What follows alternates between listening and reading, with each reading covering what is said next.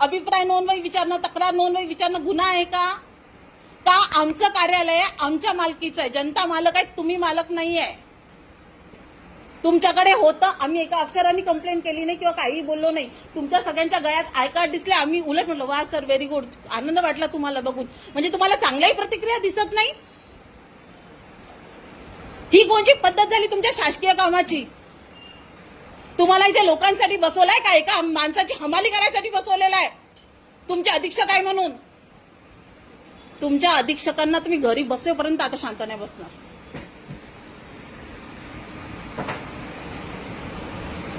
कारण तुमच्या अधीक्षकांनी खोटा गुन्हा दाखल केलाय माझ्यावर आता तर.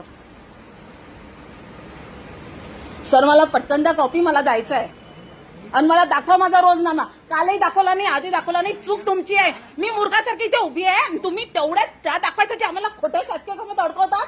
लाज नाही वाटत का तुम्हाला? कशी आवाज कमी करणार आहे? तुम्ही मार्शलला बोलवता, खोट्या आरोप रोजच्या रोज दाखल करता. मग म्हणणं तेच आहे की हे कार्यालय आहे, तर कार्यालयासारखं वागा. गुन्हेगाराचे कामं का करता तुम्ही? गुन्हेगारीचे प्रवृत्तीचे कामं का करता? मला माझ्यावरती खोटा गुन्हा कोणी दाखल केला मला त्याचं नाव सांगा. कोणी मार्शलला बोलवलं? मॅडम बाहेर जायचं नाही मॅडम. तुम्ही पहिली गोष्ट तुम्ही कोणी आहात नाही. मी सामान्य नागरिक आहे सर. माझ्यावरती जेव्हा खोटे गुन्हे, तुम्ही म्हटलं मला बाहेर जाऊ नका, मला बाथरूम आली होती, माझे पिरियड झाले, मी तेच करत. आता मला किती त्रास झाला हे लोकांना कळलं नाही. तुमच्या याच्यात होते किती त्रास देत आहेत पिरियड्स मध्ये. बघा खोटे गुन्हे दाखल करतायत. नाही हे पाहिजे मॅडम. माझं ब्लिडिंग बघा मॅडम, माझं ब्लिडिंग बघा 3 दिवस झाले. नाही मॅडम अडचण नाहीये. आणि एवढं येत असताना आम्ही येतो ना, आमच्यावरती खोटे गुन्हे दाखल करतात ते लोक. आता मात्र माझ्या जीवाला धोका आहे इथे.